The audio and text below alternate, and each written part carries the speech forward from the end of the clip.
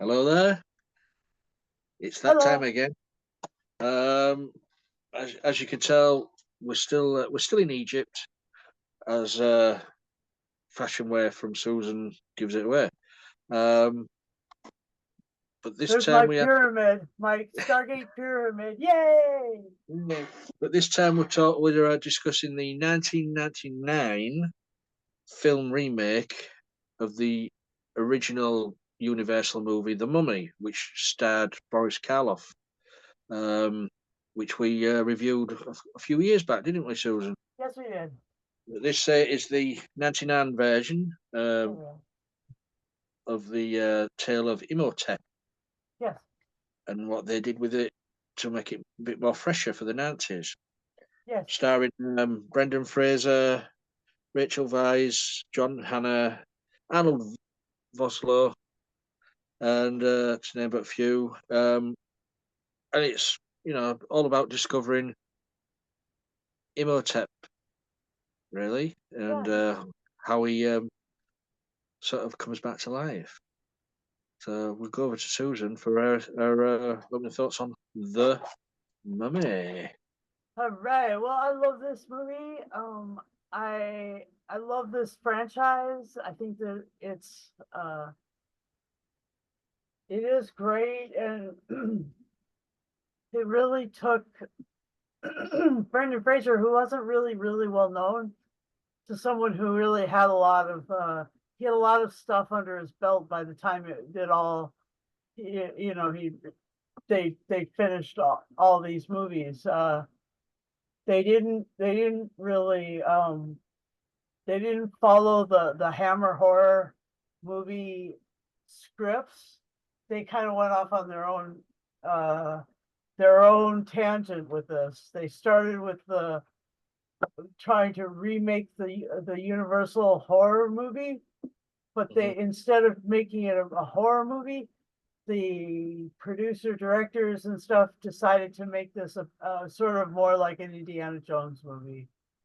I mean, you got to see that little difference there, because there is a lot of really cool effects that could be considered like really scary, but the idea that they're trying to get across is that these are scary only because these these characters that they put them in have to deal with them in order to continue along their exciting journey. And I mean,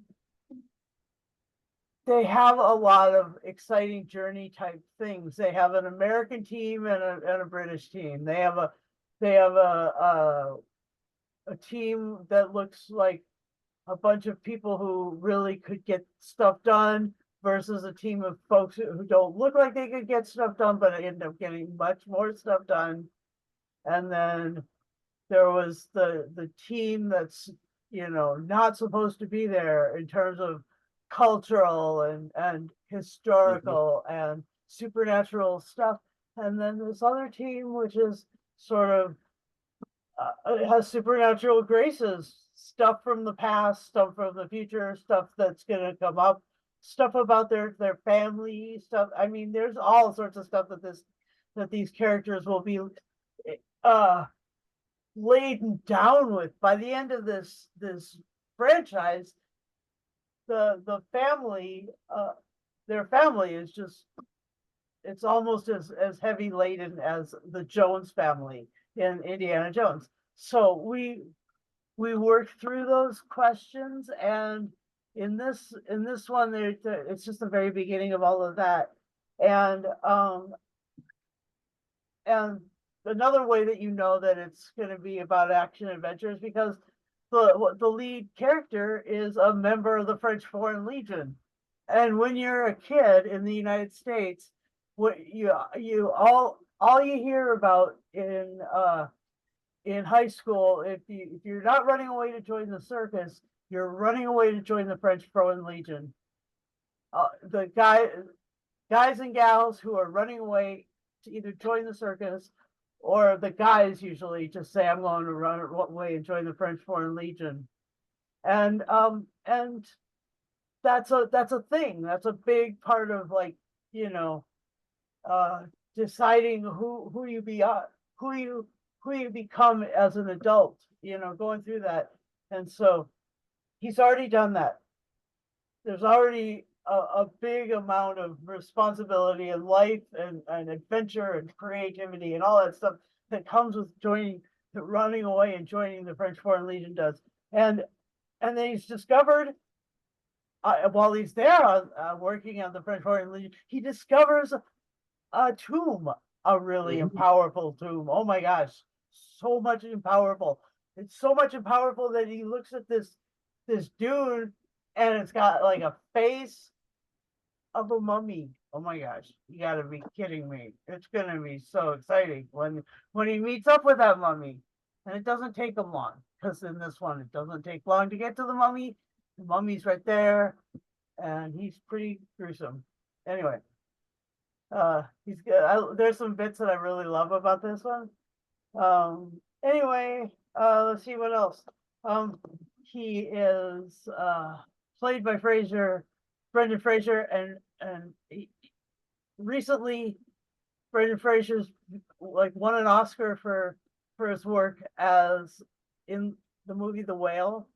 And so I mean he's still he's finally back in front of an audience again, and he's doing really well. I just think that this, I can't thank this franchise enough for making him part of it, because he's a really great, he's got a great heart, and he's a great actor and stuff. And then Rachel Weisz, she's super fun to watch. And yeah, so all of those things. And John Hannah, I love John Hannah. He was in Circle with Eddie Izzard, and so that's really great. And so anyway, just so much fun. And well, let me see. Yeah, I don't know. Yeah, the guy who plays the mummy, he's amazing. His name is Arnold Vosloo, and I think he's Serbian or something like that. He's really great. Anyway, he's really great. And every time they say Arnold in the commentary, like I had to watch it this time with the commentary. It sounds like they're talking about Arnold Schwarzenegger, but they really mean Arnold Vosloo. And that's just a fun thing. And yeah, so all those things are true. Over to you, Lee. Thank you. Yeah, Arnold Vosloo is South African. South African. Okay, sorry. South African. Yeah, I did. I remember going to the cinema to watch this back in the day in '99. Really enjoyed it when I was watching this in the cinema. It was good to sit down and watch it again. The effects are a little bit dated now. They don't stand up to what we've got these days. But there again, this was 1999, the early days of the special effects, CGI, whatever you want to call it. But I was watching it and I'm thinking, yeah, you can see it's all computer generated now. All the scarabs and all the water effects, and I'm thinking, I've seen better video games these days. But it doesn't take away from the enjoyment of the movie. As Susan said, it's the remake. It's their vision of the remake of the Karloff movie. Yes. But involvement with an adventure, as you say, like Indiana Jones or any Tomb Raider sort of Quartermain, or yeah. Yeah. But you've also got the comedy in this as well. And then you say you've got the special effects, and you're watching it and you're thinking, this must be how they made this must have been really hard, because all these things, what wasn't there, to react to nothing, to react to that, react to this. There's nothing there. You're fighting this. Because that's what was going through my head at the time. I'm thinking, well, there's nothing there. He's doing that with this and that, and this is what, and you can understand why. Bob Hoskins nearly went insane when he filmed Roger Rabbit. you know, he had problems after that. So you can see it's very hard to understand how they got through this to make this. But as I said, it's a great story, great action, great adventure. The comedy is great. It's just nowadays the effects do let it down a bit, and it's all about finding, because Imhotep was the high priest back in the day who had an affair with the pharaoh's. Tattoos. Was it his daughter? Was it, or wife? I can't No, remember. his girlfriend. Yeah, His who, his had an his affair, concubine. who when found out he was mummified alive. He touched Um, her yeah. and So, smeared her black paint. but so that was his thing, was to be mummified alive just because he was in love with someone. Um, and when you start thinking like that, you start feeling sorry for the guy when he's back to life. All he wants to do is bring his love back. Uh-huh. Um, but his way of doing it is killing all these people what have desecrated the tomb. Uh-huh. Um, and the only way he can fully get his job done is by killing all these people what have got the vases, what have body parts off them, so he can see with his eyes, his tongue, and his body sort of starts to regenerate every time he kills something because he takes something from them. Uh-huh. And then, I like that idea. Mm-hmm. That is a great idea. How away of the mummy. And then also then it becomes human form in Arnold Vosloo, Mm-hmm. which then you see his attempts to, I would say, was he going to transfer her into her body, or was he just going to use her as a sacrifice life essence? Because it wasn't Either way. really. But yeah, it was a good movie. It's what is it? Just over 2 hours long. Mm-hmm. Um, and you get everything in this. Mm-hmm. You got the pyramids, you got the mummy, you got sarcophaguses, you've got the army of the dead, you got Right, traveling up and down the Nile. yeah, you've got the Nile trip, which which set the boat alight. But you've got the good guys, you've got the bad guys, you've got the double crossing friend in Benny. Oh, Penny. Oh, I mean, Penny. he was the comedic part of it, Mm-hmm. but by the end of it, I felt sorry for him. Uh-huh. Shame, he could have been in the second one. Yeah.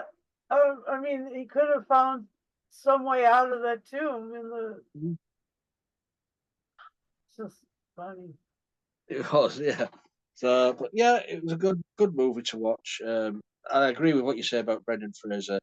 He's he's gone through hard times in the past few years uh, because of his weight problems and things like that, and not work not coming his way. But to win an Oscar for that amazing movie he did, you can't argue with that. So, any things what stand out for you in this one, Susan? Oh, I love that they start in Thebes and then like they said a lot of it in Thebes Hmm. and they said a lot of it in that connection between the pharaoh and Imhotep being his chief priest and stuff, and so you know, and the smearing of the paint. Hmm. I mean, you just like, oh my God, he touched her. You could see it leaves a mark, and oh my gosh, it's going to be on his hand. And that, I mean, like that's just kind of cool, and then the fact that she's just painted, that she's not wearing anything, she's just painted. That's just something that the producers just had to come to terms with because ancient Egypt. And they also had like this writer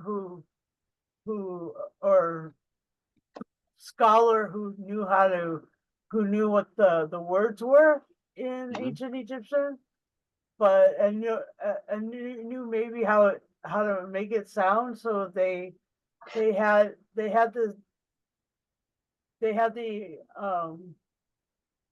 honor of being the first people to speak ancient Egyptian for the first time in like 3,000 years. No, 2,000 years since Cleopatra folded Egypt into Rome. And after that, it's just been like and so they use that. There are folks that listen to that for some grasp of where that language sounded like. And Mhm. let's see, other things I like that bit on the after the boat sinks, like we've got all the horses, yeah, but you're on the wrong side of the river. I mean, Benny and uh Rick back and forth, and like that was fun. And then that sitting in that one spot waiting for the light to change and the city to be revealed, that Yeah. was also really cool because you didn't know if it was just going to be like one thing, if there's going to be a portal, or if it was just like it came out of the mirage. It actually, there was a mirage first, and then there was a revelation of the city, and that was cool. That was so cool. And yeah, that was really cool. And then the camel chase, they had the camels and the horses running towards the city, um and Benny and Rick beating each other with the whips. That was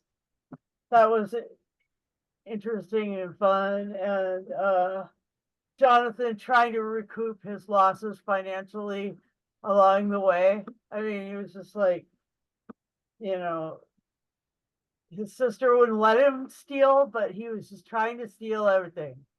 Just that. And and Evelyn drunk, and all the Egyptian guys, Eric Avari and Obed Fair playing Ardith Bay and Dr. Terrence Bay, those guys. I mean, Terrence named after the guy in the Hammer horror film, and so that's kind of fun. And that is one actual connection, is that they named the character after the actor in the other movie. And then like the Americans, of course, there's like the Americans who are working with the you think that the warden is working with Rick's team, but the warden ends up working with the Americans because Rick's team is going ahead. Anyway, that's fun. And yeah, Bernard Fox, that was, he played this Captain Winston Havelock and in the bar, and like that was just great. That was like, you know, it was very Casablanca, very feeling like there right there. And let's see, other things that were great. I liked I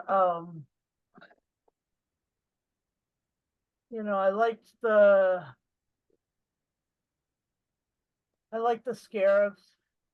I liked the way they were sort of gold looking on the wall, and then they pop them off and they look black or purple, and then they bust open and then it'd be like green uh sort of metallic or whatever looking exoskeleton on that scarab. And so like they go from gold to purple, metallic purple to metallic green, and that was really cool. I thought that was, I wanted one.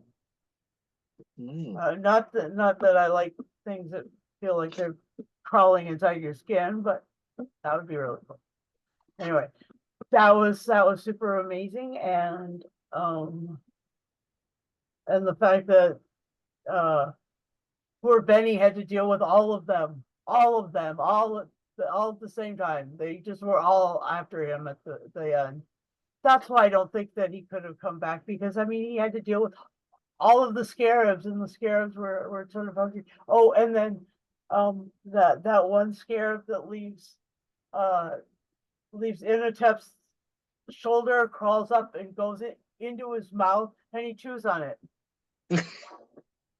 I just there's like a little bit of hole still on his cheek, and he's just not fully fleshed out there, and the scarab goes through there and kind of just to hide, finds a hiding place and sticks it in the mouth, and then he just chews it up. So he's kind of human almost by that point, because he can chew and swallow. That's true. It, Oh, it it was good to see the Australian actor Jonathan Hyde in this as well, playing Dr. Chamberlain, who was on the American side. He was the one who was carrying the umbrella about all the time. oh yeah, Yeah, most famous for being in Jumanji, of course. And, yeah. uh, yeah, it's always nice to see him pop up in a movie.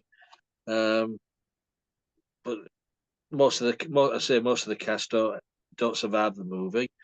There's only a handful what do, which I suppose that's the way these movies are made. You've got to have some sacrifices, Yeah. even if you do like the characters. Um, yeah, I've agreed with everything you say there, Susan, in your likes. I can't say that I didn't like any of those what you've mentioned. Cool. So, Anything else that um, no, I do like the build up, the camaraderie between Rick and Evelyn. oh yeah. You can see that they're getting closer and closer, and then you've got the interfering brother in Jonathan, who's Mm-hmm. always getting in the way. Um, you can Cock see block. straight away Rick's attracted to her when he's in prison. Mhm. Um, I like the build up of that. Oh, that prison, man.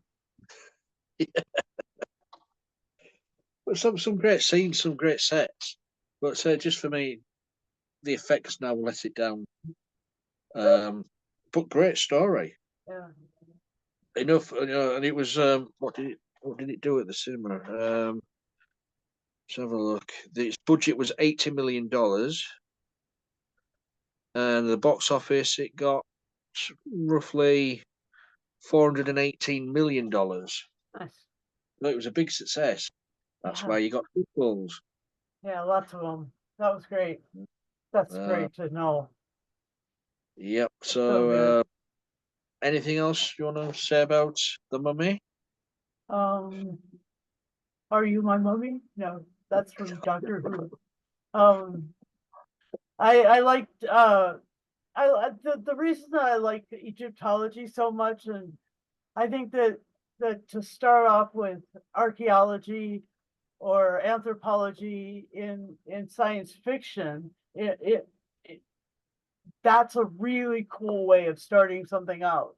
That's like you reach into the past, you show something being explored in the past, which gives a length of time into the future, which allows so much, energy to be brought into the future.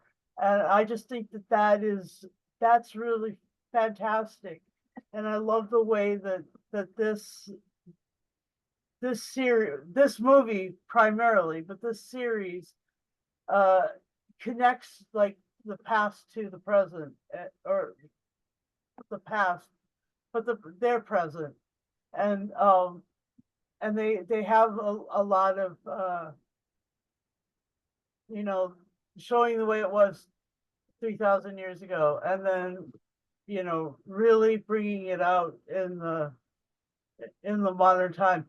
Oh, one more time that I really, one more thing that I really liked, because I liked the way that Benny was just like, he had a bunch of things on his neck, and he's like showing it, and he's like, he starts speaking Hindi, and he puts it away, and he starts speaking Arabic, and he puts it away, and then he pulls out the Star of David, and he shows it to Imhotep, and he starts speaking Hebrew, and boom, you know, Imhotep recognizes it and is What was it? The language of the slaves. the language of the slaves, and so there he goes.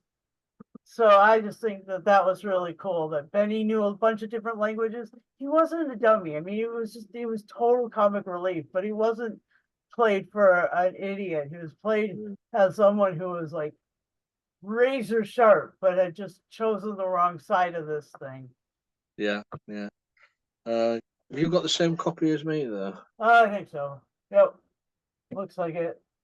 The full uncut version. No, I don't. Mine does not say that. Mine says collector's edition. That's all. Hmm. So I wonder what the difference is then. What was your runtime? 120 minutes. Yeah, mine was 2 hours, 5 minutes. It's a bit longer than that then.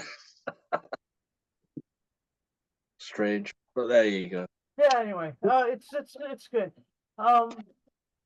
So yeah, I don't really have anything else to add. Well, if that's the case, then shall we go to the final same score? Yeah, sure. Over to you then. I will give this thing 10 scarabs out of their golden purple shells out of 10. I think that it was really fun to watch this, and yeah, I like these mummy stories. I like these Egyptian stories. I like ancient Egypt a lot. Who doesn't? I mean, the Grateful Dead played there in 1972, and their whole thing was this big ancient Egyptian eagle, and like the pyramids were right behind the stage. I can't imagine how utterly mind blowing that whole thing must have been.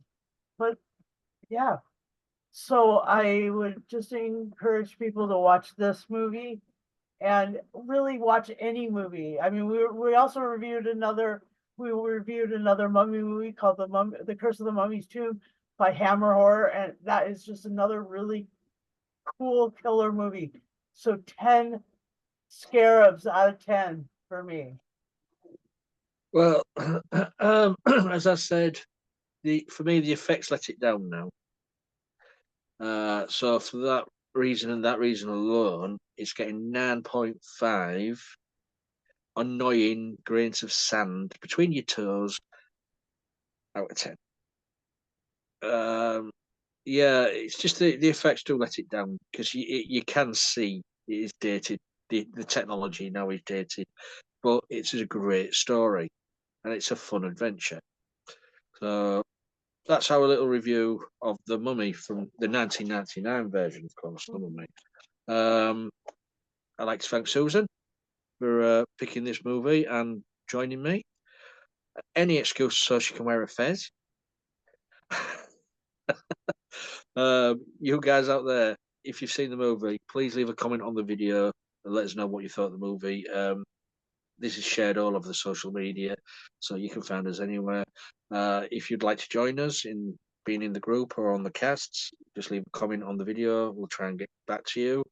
And also, you've got to be 18 plus when you want to join us, of course. And also have a working camera and microphone on the device you use.